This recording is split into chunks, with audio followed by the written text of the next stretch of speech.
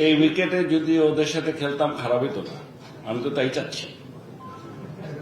আপনি আপনি এটা তো বলতেই পারেন, যেমন ধরেন আপনারা বলবেন যে এই উইকেটে সাউথ আফ্রিকা 115 করতে নেপালের সাথে 20 ওভারে কষ্ট করে 1 রানে জিততে হয় 115 করে, আপনারা বলবেন 12 ওভারে 115 করে কোনো ব্যাপার নাকি টি-20-তে। না, আমিও তো জানি ব্যাপার না, কিন্তু এখানে এসে কেউ করে দেখাইলে সে বুঝতে পারতাম।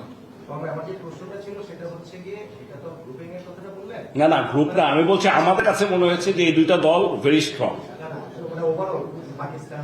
না না, আমি অন্য গ্রুপ না, আমি বলছি পাকিস্তান ইস্যু না। আমার গ্রুপের কথা যদি আসে না, আমাদের গ্রুপে definitely Sri Lanka is a very strong টি-20 প্লেয়ার, আমাদের চেয়ে ভালো অবস্থানে আছে, এটা আমি জানি, মানে এটা আমার ধারণা। অ্যান্ড ডেফিনেটলি সাউথ আফ্রিকা আমাদের চেয়ে উপরে। এই ওয়ার্ল্ড কাপ ভুলে যান, এর আগে ওয়ার্ল্ড কাপের আগে, আমি বলছি ওয়ার্ল্ড কাপে যাওয়ার আগে আমরা কি ভেবেছি। সো এই দুইটার সাথে জিততে, একটার সাথেও যদি জিততে না পারি, তাহলে আমরা সেকেন্ড রাউন্ডে যাওয়ার কোনো সুযোগই নাই। This is what I want to say. এবং যেহেতু আমাদের এতগুলো নতুন ছেলে যাচ্ছে, ইট ইজ রিস্কি। এইগুলা এই সমস্ত প্রশ্নের উত্তর এখন এইভাবে দেওয়া সম্ভব না। তবে আপনি যে প্রশ্নটা করলেন সেটা যদি আমি আমার তরফ থেকে উত্তর দিতে চাই, 12 ওভারে 115 করা কঠিন কিছু না টি-20-তে, আমি আপনার সাথে একমত। কিন্তু ওই উইকেটে কেউ করে দেখাতে পেরেছে বলে মনে হয়, বা পারত কেউ?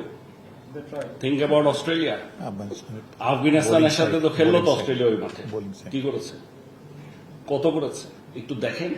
আমি বলছি যে একতরফা বললে তো হবে না। সো কন্ডিশনটা ওই রকম ছিল কিনা এটাও তো দেখতে হবে।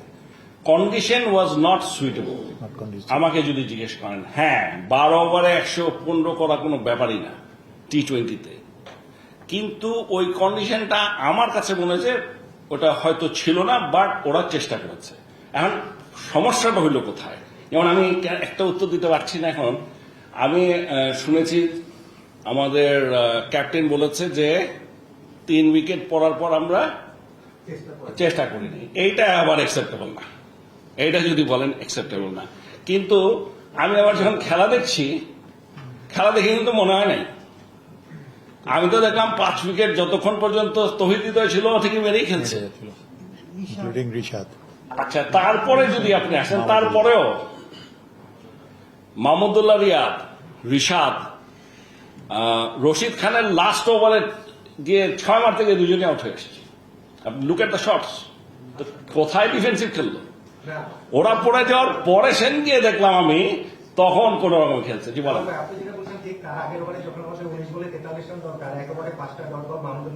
এখন এইটা এই যে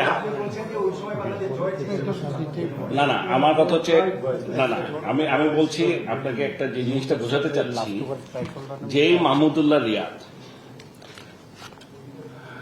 আপনারা বলছেন যে 5টা ডট বল খেললো, ঠিক আছে, সেই মাহমুদুল্লাহ রিয়াদ নূরের বলে, খুব সময় নূরের বলে, আমার যতটুকু মনে পড়ে, রশিদ খানের বলে 6 মার থেকে আউট হয়ে আসলো।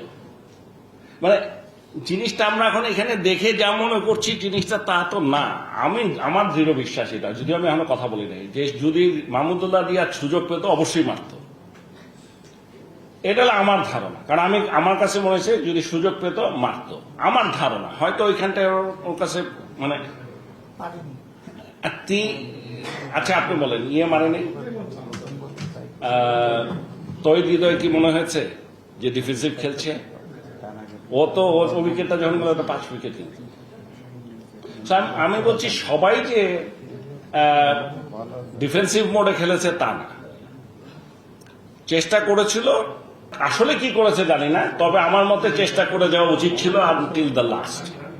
মানে এইটা চেষ্টা করা উচিত ছিল আনটিল দ্য লাস্ট, যে আমরা 12 ওভারে জিতবো। এইটা যদি বলেন, এটা আমি একমত।